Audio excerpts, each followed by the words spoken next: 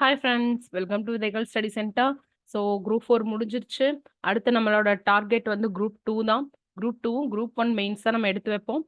So நமக்கு நல்லாவே தெரியும் ப்ரிலிம்ஸோட மெயின்ஸையும் சேர்த்து கொண்டு போகணும். அப்படின்னா தான் நம்ம அந்த மெயின்ஸ் எக்ஸாம் தான் நமக்கு வந்து வேலை வாங்கி கொடுக்க போகுது. அதனால ப்ரிலிம்ஸுக்கும் மெயின்ஸ்க்கும் காமனாக இருக்கக்கூடிய 4 கோர் சப்ஜெக்டை வச்சு தான் நம்ம வார்ம் அப் டெஸ்ட் பேட்ச் அப்படின்னு சொல்லிட்டு மெயின்ஸ்க்கு வந்து எழுதிட்டு இருக்கோம். ஆல்ரெடி போயிருக்குது. ஒரு 3 டெஸ்ட் பக்கம் வந்து முடிஞ்சிருக்கு. உங்களுக்கு நல்லா தெரியும். ஸோ நீங்க இந்த குரூப் 4 எக்ஸாம்ல வந்து பிஸியா இருந்திருப்பீங்க. ஆல்ரெடி நம்ம கிட்ட ஜாயின் பண்ண ஸ்டூடெண்ட்டுமே 2 டெஸ்ட் எழுதியிருக்கீங்க. நீங்க 3வது டெஸ்ட் எழுதுங்க. ஸோ நியூவா ஜாயின் பண்ணவங்க இந்த 1 வீக்குள்ள நீங்க ஜாயின் பண்ணிக்கோங்க. ஓகே. அதுக்கப்புறம் ஃபாலோ பண்றது கொஞ்சம் கஷ்டமான ஒரு விஷயமா இருக்கும். ஸோ நம்ம மொத்தம் எவ்வளோ சப்ஜெக்ட்ஸ் எடுத்திருக்கிறோம்? ஒன்லி 4 சப்ஜெக்ட் எடுத்திருக்கோம். குரூப் 2 மெயின்ஸ்க்கு டிஸ்கிரிப்டிவ்ல நம்ம எழுத போறோம். ஓகேங்களா? ஸோ யார் ப்ரிலிம்ஸோட மெயின்ஸ் ப்ரிப்பரேஷனே நீங்க கொண்டு போறீங்களோ அவங்களுக்கு தான் சர்வீஸ் வந்து நிச்சயமா கிடைக்கும்.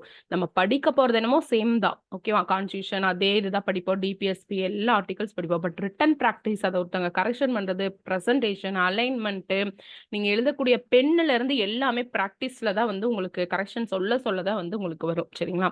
அதனால அதை நீங்க வந்து முக்கியமா பார்த்துக்கோங்க. So polity and Tamil society, அதுக்கப்புறம் வந்து எக்கனாமிக்ஸ், அட்மினிஸ்ட்ரேஷன். ஸோ இந்த 4 கோர் சப்ஜெக்ட்டை நீங்க படிக்கும்போது உங்களுக்கு ப்ரிலிம்ஸ்லயே மார்க் பூஸ்ட் அப் ஆக போகுது. அட் த சேம் டைம் நீங்க மெயின்ஸோட கொஸ்டின் பார்த்து மெயின்ஸும் ரிட்டன் எழுத போறீங்க.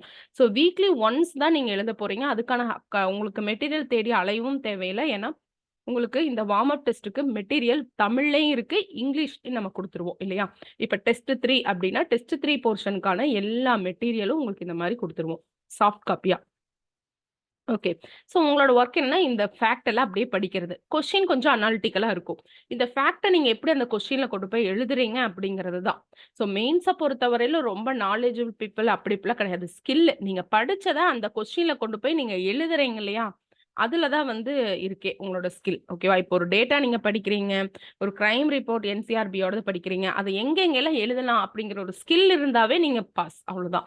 ஸோ பிரிலிம்ஸ் தான் வந்து கஷ்டம். மெயின்ஸ் படிக்கிறதோ இல்ல மெயின்ஸ் பிராக்டிஸ் பண்றதோ, போஸ்டிங் வாங்குறதோ கஷ்டமே கிடையாது. ஓகேவா? இதுதான் உண்மை. பட் உங்களுக்கு என்ன தேவை அப்படின்னா, கொஞ்சம் வந்து ரிட்டன் பிராக்டிஸ் வந்து தேவை. ஓகேங்களா? ஸோ இந்த மாதிரி நம்ம மெயின்ஸ்க்கு என்ன பண்ணிடுறோம்? சாஃப்ட் காப்பி வந்து உங்களுக்கு குடுத்துறோம். உங்க பிரிலிம்ஸோட பிரிப்பரேஷனை எந்த விதமாவும் இத அஃபெக்ட் பண்ண போறது கிடையாது. ஒரு 3 ஹவர்ஸ் டைம் எடுத்து நீங்க மெயின்ஸ் எழுத போறீங்க. அவ்வளவுதான். வாரத்துல ஒரே ஒரு டைம் எழுத போறீங்க. ஷெட்யூல் கேளுங்க நான் தரேன். கீழ டிஸ்கிரிப்டிவ்ல நம்பர் இருக்கு பார்த்தீங்களா? 7867 அந்த நம்பருக்கு வந்து நீங்க மெசேஜ் பண்ணுங்க. வாட்ஸ்அப் பண்ணுங்க. நான் ஷெட்யூல் குடுக்குறேன். ஆல்ரெடி ஷெட்யூல் பார்த்திருப்பீங்க நீங்க. ஓகே. ஸோ அவ்வளோதான். ஸோ இந்த மாரி மெட்டீரியல் வச்சு நீங்க படிச்சுக்கோங்க. சாஃப்ட் காப்பி 2க்குமே இருக்குது. அப்புறம் question paper. So Sunday test அப்படின்னா, சண்டேவே வந்து உங்களுக்கு கொஸ்டின் பேப்பர் மேக்ஸிமம் சாட்டர்டே குடுத்துடுறேன். நீங்க சாட்டர்டே எழுதி சண்டேக்குள்ள நீங்க குடுத்துருங்க. ஓகே. நம்ம already work going person correction பண்றனால உங்களுக்கு சண்டே நீங்க பேப்பர் குடுக்கும்போது ரொம்பவுமே கம்ஃபர்டபுளா இருக்கும். அதனால மேக்ஸிமம் நான் சாட்டர்டே ஆஃப்டர்நூன் போது குடுத்துருவேன். நீங்க சண்டே ஈவினிங்குள்ள அனுப்பிச்சீங்க அப்படின்னா, கரெக்ஷன் பண்ணி சீக்கிரமே நீங்க ஃபீட்பேக் வந்து வாங்கிக்கலாம். சரிங்களா? ஸோ இந்த மாரி அடுத்தது கொஸ்டின்ஸ் இருக்கும். ஓகே. அனாலிட்டிக்கலா திங்க் பண்ற மாதிரி தான் உங்களுக்கு வந்து கொஸ்டின்ஸ் வந்து இருக்கும். ஸோ இது வந்து நீங்க பார்த்துக்கலாம். ஓகேவா? ஸோ இப்போ இந்த டெஸ்ட் எழுதி முடிச்சுட்டீங்க. இன்னைக்கு வந்து டெஸ்ட் 3 எழுதியிருக்காங்க. அப்போ உடனே வந்து இன்னைக்கு ஈவினிங் டெஸ்ட் 4க்கான மெட்டீரியல் நம்ம குடுத்துருவோம் இந்த குரூப்ல. ஸோ நீங்க அத வந்து பார்த்துக்கலாம். சரிங்களா? ஸோ இதுதான் வந்து வார்ம் அப் டெஸ்ட். நீங்க டெஸ்ட் எழுதி முடிச்சதுக்கப்புறம் நான் உங்களுக்கு புக்லெட்ஸும் குடுத்துருவோம். இந்த டெஸ்ட் பேட்ச்ல ஜாயின் பண்ணும்போது உங்களுக்கு இந்த வார்ம் அப் டெஸ்ட் மொத்தம் 10 டெஸ்ட் இருக்கும். அலாங் வித் நீங்க இந்த வார்ம் அப் டெஸ்ட் மட்டும் நீங்க ஜாயின் பண்ணிக்கிறனா பண்ணிக்கலாம். இல்ல நான் பிரிலிம்ஸோடயே ஜாயின் பண்ணிக்கிறீங்கனாலும் பண்ணிக்கலாம். ரொம்ப அஃபோர்டபிள் காஸ்ட் தான். ₹2000 தான் அஃபோர்டபிள் காஸ்ட் தான் உங்களுக்கு. பிரிலிம்ஸ் அண்ட் இந்த warm up test. Warm up டெஸ்ட்ங்கும்போது ஒன்லி 150 மார்க்ஸ்க்கு தான் உங்களுக்கு வந்து இருக்கும். ஓகேவா? இது வந்து ஏர்லி பேட் ஸ்டூடண்ட் நம்மளோட ஏர்லி பேட் ஸ்டூடண்ட். இது வந்து ஃபுல்லுமே 300 மார்க்குக்கு இருக்கும். நீங்க எப்படி ஸ்கேன் பண்ணி போடணும் அப்படிங்கறத நான் சொல்றேன். இந்த மாதிரி கரெக்ஷன் பண்ணிட்டு உங்களுக்கு அங்கங்கேயே குடுத்துருவாங்க. ஃபீட்பேக் குடுத்துட்டு தென் ஜூம் மீட்டிங்ல கூட உங்களுக்கு ஃபீட்பேக் சொல்லிடுவாங்க. கால் பண்ணி சொல்லுவாங்க. ஜூம் மீட்ல சொல்லுவாங்க. ஸோ இந்த மாதிரி தான் நமக்கு இருக்க போது. ஸ்கேன் பண்ணி எழுதுங்க. இவங்கள பெண்ணை வந்து கொஞ்சம் மாத்த சொன்னாங்க மேம். ஸோ கண்டென்ட்டும் பிரசன்டேஷனும் நல்லா இருக்கு அப்படின்னு சொல்லி சொன்னாங்க. ஸோ இங்கிலீஷ்ல இருக்கு, தமிழ்ல இருக்கு. ஓகேவா? ஸோ இப்போ பெஸ்ட் பேப்பர் எல்லாம் குரூப்ல போடும்போது இவங்க எப்படி எழுதியிருக்காங்க அப்படிங்கறத நீங்க பார்க்கலாம். இவங்களோட பிரசன்டேஷன் பார்க்கலாம். ரொம்ப ஸ்பேஸ் விட்டுருக்காங்க அப்படிங்கறத வந்து மேம் மென்ஷன் பண்ணியிருந்தாங்க. இவங்களே அடுத்த டெஸ்டோட பேப்பர் இருக்கு. அடுத்த டெஸ்ட்ல அதை கரெக்ட் பண்ணியிருந்தாங்க. அதையும் நம்ம வந்து பார்க்கலாம். ஓகேவா? ஸோ அங்கங்க உங்களுக்கு வந்து எழுதியிருப்பாங்க. இங்க பாத்தீங்களா? ஒரு கொஸ்டினுக்கு எவ்ளோ டேட்டா குடுத்துருக்காங்கன்னு பாத்தீங்களா? டிஎஃப்ஆர் குடுத்துருக்காங்க. டிஎஃப்ஆர் எழுதும்போது பெர்சன்டேஜ் எழுதக்கூடாது. ஸோ இதெல்லாம் மேம் வந்து உங்களுக்கு கால் பண்ணி சொல்லியிருப்பாங்க டீட்டெயில்ஸு. சரிங்களா? ஸோ ஒரு ஒரு கொஸ்டின் எடுத்தா கட்டாயமா ஃபேக்ட்ட குடுத்துடுறாங்க. ஓகேவா?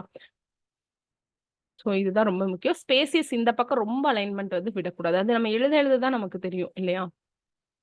ஸோ உங்களுக்கு பிடிஎஃபாக கொஸ்டின் கொடுத்துருவோம். நீங்கள் டெஸ்ட் கரெக்டாக 3 ஹவர்ஸ்க்கு முன்னாடி நீங்கள் ஸ்டார்ட் பண்ணுற டைம் முன்னாடி கொஸ்டின் அங்கங்கே அந்த பாக்ஸ் எழுதிருக்காங்க. இவங்க எழுதியிருக்காங்க பார்த்தீங்களா? ஸோ அந்த மாதிரி நீங்கள் எழுதிக்கோங்க. மேக்ஸிமம் ப்ளூ பென்னே எடுக்காதீங்க, கையில் ப்ளூவையே எடுக்காதீங்க, பிளாக்கே யூஸ் பண்ணுங்க. ஓகேவா? ஸோ இதுதான் இந்த மாதிரி நீங்கள் கொடுத்துட்டீங்கன்னா ஓகே தான் எங்களுக்கு. ஓகே, கரெக்ஷன் பண்ணி ஃபீட்பேக் வந்து கொடுத்துருவோம். இவங்க ஹேண்ட் ரைட்டிங் எல்லாமே நல்லா இருந்துச்சு, மேப் போடுறதாகட்டும் எல்லாமே கொஞ்சம் நல்லா தான் பண்ணியிருந்தாங்க. ஓகேவா? ஓகே ஃப்ரெண்ட்ஸ், அடுத்த ஷெடியூலும் உங்களுக்கு நான் காமிச்சிடறேன். ப்ரிலிம்ஸோட ஷெடியூலும் காமிச்சிடறேன். வார்ம் அப் டெஸ்ட்டோட ஷெடியூல் இப்போ நீங்கள் பார்த்தீங்க இல்லையா, மொத்தம் 10 டெஸ்ட்டு. இப்போ டெஸ்ட் 1 அப்படிங்கும்போது கான்ஸ்டியூஷன், ஃபிலாசபி அண்ட் ஃபீச்சர்ஸ் தான் சிலபஸ் பேஸில் இருக்குது. அது எந்த யூனிட்டில் கவர் ஆகுது? ப்ரிலிம்ஸில் நீங்கள் 4th யூனிட்டாக படிப்பீங்க, மெயின்ஸில் 5th யூனிட்டாக படிப்பீங்க.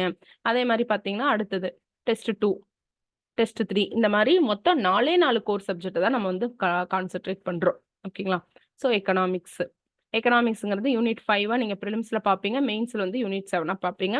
ஸோ சிலபஸ் வந்து இங்கிலீஷ் தான் இருக்கு, உங்களுக்கு தெரியும் இல்லையா? தென் வந்து இங்கிலீஷ்ல எழுதுறவங்க, தமிழ்ல எழுதுறவங்க இங்கிலீஷ்லயும் கூட எழுதுறாங்க. தட் இஸ் மாத்துறாங்க, டிரான்ஸ்ஃபார்ம் ஆறாங்க. ஸோ அந்த மாதிரி இருக்கிறவங்க நீங்க 2லயுமே எழுதுங்க. 2க்குமே நான் கரெக்ஷன் பண்ணி கொடுக்க சொல்றேன். நீங்க லாங்குவேஜ் வந்து மெதுவா கூட நீங்க சூஸ் பண்ணிக்கலாம். ஒண்ணுமே கஷ்டம் இல்லை ஃப்ரெண்ட்ஸ். தமிழ் சொசைட்டி நம்ம என்ன பண்ண போறோம், 3 10 மார்க் எழுத போறோம். அது கட்டாயமா நம்ம தமிழ்லயே எழுதிக்கலாம். இங்கிலீஷ் பாலிட்டி, எக்கனாமிக்ஸ்ல இங்கிலீஷ் எழுதுறது ரொம்ப ரொம்ப ஈஸி. சயின்ஸும் இங்கிலீஷ் எழுதுறது ரொம்ப ரொம்ப ஈஸி.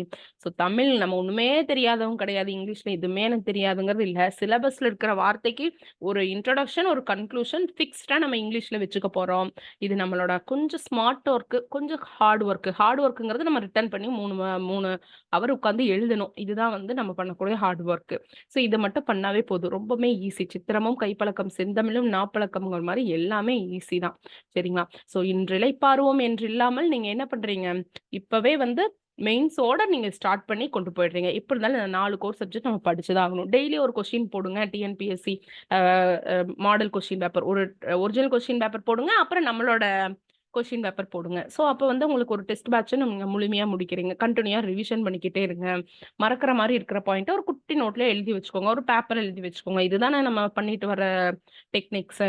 ஸோ மறக்க வரதை அப்பப்போ ரிவிஷன் பண்ணிக்கோங்க. அவ்வளோதான். நம்ம டெஸ்ட்லையும் பார்த்தீங்கன்னா இது ப்ரிலிம்ஸோட டெஸ்ட் நான் காமிச்சிட்டு இருக்கேன். ஒரு 3 டெஸ்ட்டுக்கு ஒன்ஸ் வந்து ரிவிஷன் டெஸ்ட் வந்து நமக்கு இருக்கு. எப்பவுமே ஃபர்ஸ்ட் டெஸ்ட் வந்து foundation test, previous year question test, இது 3 டெஸ்ட் பக்கம் முடிஞ்சிச்சு. இப்போ கூட நீங்க ஜாயின் பண்ணிக்கலாம், ஒன்றும் பிரச்சனை இல்லை. ஏன்னா ஃபர்ஸ்ட் டெஸ்ட்னா திருக்குறள் தான். ஸோ டெஸ்ட் ஷெடியூல் எப்படி இருக்கு அப்படின்னா, எந்த சப்ஜெக்ட்டுக்கு அதிகமான வெயிட்டேஜோ அதைத்தான் நம்ம ஃபர்ஸ்ட் டெஸ்ட்ல கொண்டு வந்து வச்சிருக்கோம். சயின்ஸ் எல்லாம் கொஞ்சம் பின்னாடி தான் நம்ம பார்க்க போறோம். சயின்ஸ், ஜியாகிரபி இதெல்லாமே பின்னாடி தான் நம்ம பார்க்க போறோம். ஏன்னா அதுல எல்லாம் வெயிட்டேஜ் வந்து கொஞ்சம் குறைவா தானே இருக்கு. ஸோ அதனால சரிங்களா? ஸோ இந்த ஷெடியூல் வேணும் அப்படின்னாலும் எனக்கு ஸ்க்ரீன்ல 7867 நம்பர் இருக்கு பார்த்தீங்களா, அந்த நம்பருக்கு வாட்ஸ்அப் பண்ணுங்க, நான் உங்களுக்கு கொடுக்குறேன். இல்லை நீங்க கால் பண்ணி என்ன டவுட் வேணா கேளுங்க. வெயிட்டிங் கால் இருந்துச்சுன்னா கொஞ்சம் வெயிட் பண்ணுங்க, அவ்வளவுதான். ஸோ நம்ம இதை ஃபுல்லும் முடிச்சுட்டு அதுக்கப்புறம் ப்ரிலிம்ஸ் எக்ஸாம்க்கு முடிச்சுட்டு வந்ததுக்கு அப்புறம் மெயின்ஸோட கிளாஸஸ் நம்ம ஸ்டார்ட் பண்ணிக்கலாம். அதுல 300 மார்க்குக்கு வந்து எழுதலாம். ஸோ அதோட ஷெடியூலும் உங்களுக்கு வந்து இருக்கு. ஓகேவா? இப்போ இந்த 300 மார்க்ஸ்க்கு எழுதுறவங்களும் இருக்காங்க. ஏன்னா அவங்க குரூப் 4 ஃபோக்கஸ் பண்றதுல, குரூப் 1 ஃபோக்கஸ் பண்றதுல எதுவுமே இல்லை, குரூப் 2 தான் அப்படிங்கிற பட்சத்துல அவங்க வந்து இந்த ஷெடியூல்ல வந்து ஓரளவு கம்ப்ளீட் பண்ணிட்டு தான் இருக்காங்க. சரிங்களா? ப்ரிலிம்ஸ் எக்ஸாம் முடிக்கும் போதே நம்ம மெயின்ஸ்க்கு ஓரளவு கம்ப்ளீட் பண்ணி வச்சிடணும். அப்பனா தான் நம்ம அப்பப்போ வந்து எடிட்டோரியல் பேஜ் பார்க்கறது, கரண்ட் அஃபேர்ஸ் பூஸ்டர் கொடுக்கறது, இந்த மாதிரி கிளாஸும் அப்பப்போ உங்களுக்கு நடக்கும். ஸோ வீக்லி ட்வைஸாவது உங்களுக்கு நடக்கும். அதை நீங்க படிச்சு நம்மளா ரிவிஷன் பண்ணி எடுத்துக்க முடியும். ஓகே. தென் ஸ்டாஃப்ஸை பத்தி தெரியும் உங்களுக்கு எல்லாருமே வந்து பாத்தீங்கன்னா, இப்ப சங்கர் பாண்டியன் சார்ல யூபிஎஸ்சி கிளியர் பண்ணியிருக்காங்க. ஜீவிதா மேம் இப்ப டிஆர்சிஎஸ்ஆ இருக்காங்க. சௌந்தர்யா மேம்க்கு ரொம்ப எஃபிஷியன்ட், தட் இஸ் அவங்க 4 மெயின்ஸ் கொடுத்துருக்காங்க. அவங்க அன்லக்கே என்னன்னு தெரியல, கரெக்டா 1 மார்க்ல போயிடும். அவங்களுக்கு 1 மார்க் 0.5 மார்க்ல போயிடும். ஸோ இந்த டைம் டெஃபினட்டா மேம் வாங்கிடுவாங்க. All the best ma'am. இந்த டைம் நீங்க உங்க ரிசல்ட் தான் நாங்கள் எதிர்பார்க்கிறோம். ஸோ எல்லாருமே வந்து ரொம்ப எஃபிஷியன்டானவங்க, இந்த ஃபீல்ட்லயே இருக்கிறவங்க. ஓகேவா? ஆல்ரெடி படிச்சு ஜாப் வாங்கிட்டு இந்த ஃபீல்ட் அவுட் ஆனவங்களே கிடையாது. இப்போ ஃப்ரெஷரா எழுதி இப்போ ஃப்ரெஷ்ஷா போஸ்டிங் வாங்கியிருக்கிறவங்க. ஓகேவா? ஒரு அட்டெம்ப்ட்ல பாஸ் ஆனவங்க கூட இருக்காங்க இதுல, நம்ம குரூப் 1ல. சரிங்களா?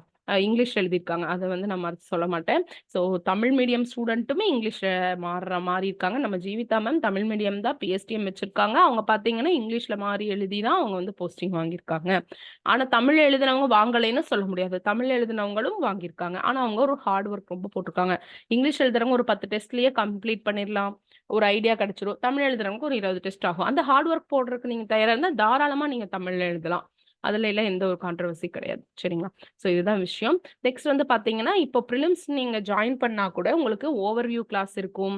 தென் வந்து அதாவது அந்த சப்ஜெக்ட் அந்த வார ஷெட்யூல நீங்க எப்படி படிக்கணும் அப்படிங்கிறதோட ஓவர்வியூ கிளாஸ் இருக்கும். அதுக்கப்புறம் பார்த்தீங்கன்னா, உங்களுக்கு ஆன்சர் டிஸ்கஷன் கிளாஸுமே வந்து இருக்கு. சரிங்களா? ஸோ இந்த மாதிரி ஆன்சர் டிஸ்கஷன் கிளாஸ் இருக்கு. இது நார்மலா நீங்க எப்படி வந்து பார்ப்பீங்க? ஸோ நார்மலா வந்து நீங்க யூடியூப்ல பார்ப்பீங்க இல்லையா? அந்த மாதிரியே இருக்கும் எல்லாமே. சரிங்களா? ஸோ அவ்வளோதான். எனக்கு இப்போ கொஞ்சம் நெட்வொர்க் எரரா இருக்கு ஃப்ரெண்ட்ஸ். இல்லைன்னா அத நான் ஓப்பன் பண்ணி நான் காமிச்சுடுவேன். வேணும் அப்படின்னா நீங்க ஒரு நாள் வந்து ஃப்ரீ ஆக்சஸ் கூட எடுத்துக்கலாம். எப்படி கரெக்ட்டா மூவ் ஆகுது அப்படின்னு சொல்லிட்டு ஃப்ரீ ஆக்சஸ் கூட எடுத்துட்டு நீங்க அதுக்கப்புறம் கூட நீங்க பே பண்ணி ஜாயின் பண்ணிக்கலாம். ஓகே. ஸோ ஏதாவது டவுட் அப்படின்னா டிஸ்கிரிப்ஷன் இருக்கிற நம்பருக்கு கால் பண்ணுங்க. பிரிலிம்ஸ் யார் ஒருத்தங்க பிரிலிம்ஸோட மெயின்ஸோட ப்ரிப்பரேஷனையும் சேர்த்து கொண்டு போறாங்களோ அவங்களுக்கு ஈஸியா போஸ்டிங் கிடைச்சிடும். டாப்பரா வருவாங்க அவ்வளவுதான். பிரிலிம்ஸ்க்கு அப்புறம் மெயின்ஸ் படிச்சு பாஸ் ஆறவங்களும் இருக்காங்க, இல்லைன்னு சொல்லல. பட் நம்ம டாப்பரா வர்றதுக்கான வழி வந்து இதுதான். இந்த வழி காட்டிட்டோம். உங்களுக்கு வழிகாட்டியே நாங்க கூட்டிட்டு போறோம். யூட்டிலைஸ் பண்ணிக்கோங்க. Thank you friends.